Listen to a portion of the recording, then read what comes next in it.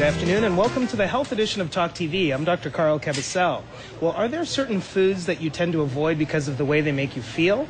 You're not alone. About 5% of Canadians live with food allergies and many more live with food intolerances. Now that doesn't involve the immune system, but it does make you feel sick. We've all heard of lactose intolerance. That's just one of many things you could be sensitive to. And here to explain more about food allergies and intolerances, how you might be affected and what you can do about them is naturopath Dr. Mubina Jiwa. Welcome to the show. Hi. Hi. So obviously a lot of us have heard of lactose intolerance. It's become a bit of a cottage industry in terms of the products that are available. But let's look at the scope of all the intolerances. Sure. If you had to put a number on how many Canadians are affected, how many would you say? About 30% of Canadians are affected by food intolerances. That's like almost one in three. Mm-hmm. That's pretty huge. Significant amount, and it's growing. The statistics have grown in the last couple of years. So. Mm-hmm. Is there a reason why we're seeing more people? I think there's a couple of different theories on that. One is sort of a hygiene hypothesis where they say that because we've got all these antibiotics and antibacterials, our immune systems are not, they're becoming more resilient, and so our immune systems are attacking things that they shouldn't be attacking. The other thing is just because there's more chemicals and we've sort of got more pollution, more sensitivities, things like that are affecting us. Okay, let's make that distinction again between allergy and intolerance. So with an allergy, it's your immune system reacting to something, right. And it can go all the way to anaphylaxis, which is an allergic reaction where you can't breathe. How is the intolerance different from the allergy? The intolerance is definitely not life-threatening, so that's a big distinction to make. The allergies are life-threatening, intolerances are not. Plus, there's two different immune globulins in our body, so two immune complexes. For food sensitivities, it's called IgG. For food allergies, it's called IgE. And IgE is the immediate life-threatening one, where the IgGs are not immediate. You can experience symptoms from today to 3 days from now, depending on what it is that you're intolerant to. So it's definitely more subtle, but it can manifest in a wide variety of ways.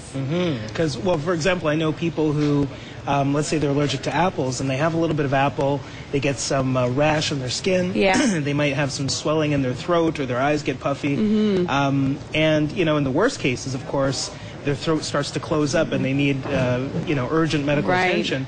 When we're talking about intolerances, though, what kinds of symptoms do you see? With the intolerances, that apple could cause bloating, just indigestion, could cause heartburn. For some people, it could cause a headache, even just fatigue. Some people just are tired throughout the day, and it's certain things that they're eating that's making them tired through the day. Okay. Now, I'm sure the stats are like 1 in 3, but people have intolerances. But how many people are actually aware that they have them? I don't think that many. I think that more so nowadays people are hearing from word of mouth, or people are discovering things just through shows like this and different aspects, and people are realizing. But so far, I think people don't know. Okay. And I'll bet you there are a lot of people watching today who are saying, it's funny, every time I have an apple or every time I eat whatever it is, I start to feel kind of funny. How do if people have a suspicion that they might have one of these intolerances, what can they do? There's a couple different ways to go about it. One of the ways is to eliminate a wide variety of commonly intolerant things. So those are typically wheat, dairy, sugar, a lot of added preservatives, chemicals, those kinds of things. You can just eliminate them out of your diet, see how you feel, and slowly reintroduce them. But that takes a lot of time and a lot of effort, and most people just don't have that persistence. So the other way to do it is by doing a blood test. You can go get a blood test done. You can take a drop of your blood, a drop of the food, and just monitor the reaction. If there is a reaction, that IgG reaction we were talking about, that means your body's fighting the food and you're intolerant to it and you shouldn't be having it. Okay. Now these are tests that your family doctor can do, but there are other options as well, right? Definitely. So you can go see a naturopath to do the test, your family doctor can do the test. Typically there's companies that have to be outsourced to do the test. One of the companies I do some consulting work for is called Gemoscan, and they're one of the ones in Toronto, I think the only one in Toronto, in fact, that do the testing here on site. Okay. So, and by the way, how much would it cost if someone wanted to go? There's two different tests that Gemoscan has. There's one panel that's 120 foods, so it goes through 120 common foods, and that test is $550. And there's one that's 250 foods, and that's $850. Okay, and is that covered? It's not covered by OHIP? It's not covered by OHIP, no, unfortunately not. But it can be covered by your extended health care plan if you go through a naturopath or see a naturopath. Okay. So somebody goes in, has that test. What's it going to reveal? It's going to tell you what you're sensitive to. So typically you'll get a list of saying things that are that you're very intolerant to. So it'll be like a red list. Don't have any of these for a period of time. There'll be sort of a medium list, which says you eliminate these for about 10 to 12 weeks. Maybe you start to feel a little bit better, and then foods that you can eat. So Okay. if you're not sensitive to apples per se, it'll just come up on your green list. You can continue eating it. Okay, and it's interesting you said even for the red list, it's for a period of time that you should avoid that food. Right. What's going to happen after that limited period of time? Our body's pretty resilient. Our body's pretty good at healing itself. So after you eliminate it for a period of time, you can actually try to retrain your body to become stronger and not be intolerant to that food. Okay.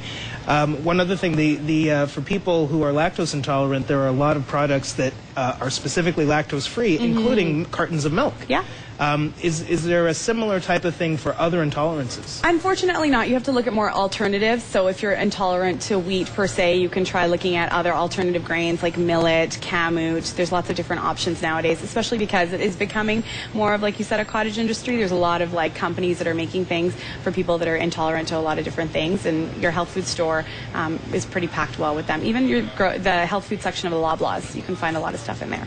Okay, well, we're going to talk more about allergies and intolerances to food, but remember, Talk TV is interactive, and we want to hear from you. So call us now with your questions, comments, and personal stories. Here are the numbers to call. Within the GTA, you can dial 416-872-CP24. That's 2724. Or from outside the area, call us toll-free at 1-888-863-CP24. Or if you're on the internet, you can also send emails to talktv@cp24.com. It's time for a short break here on Talk TV. We'll start taking your calls after this break.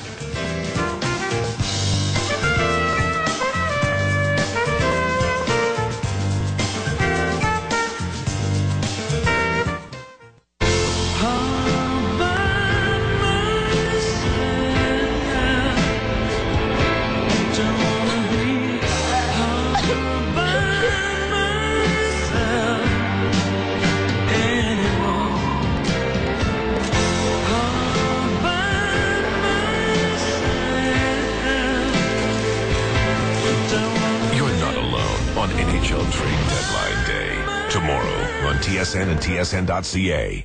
You were expecting me. Darn right, honey, not a moment too soon. She was a nanny who showed up at the wrong house. Get up!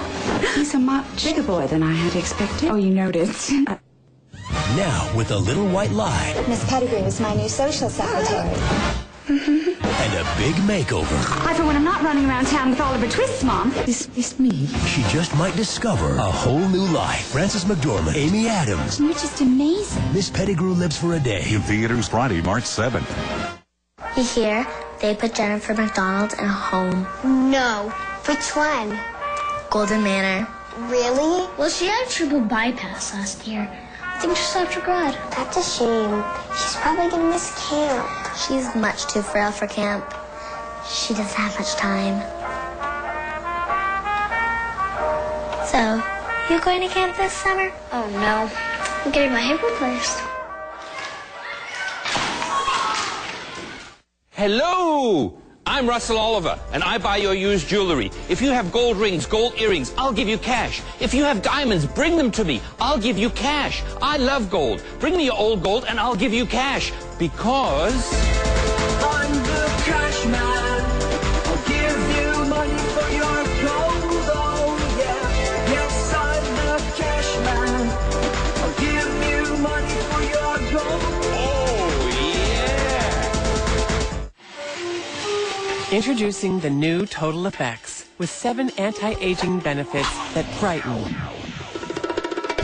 hydrate, make skin look smooth, refine the look of pores, even tone, reduce the look of lines, and lock in moisture.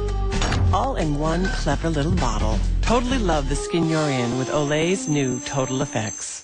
We love growing things in California. We set our imaginations loose and watch the magic happen. It's never garden variety, but it's always fresh. So come enjoy. Come enjoy. Come enjoy. The fruits of our labor. But we're warning you.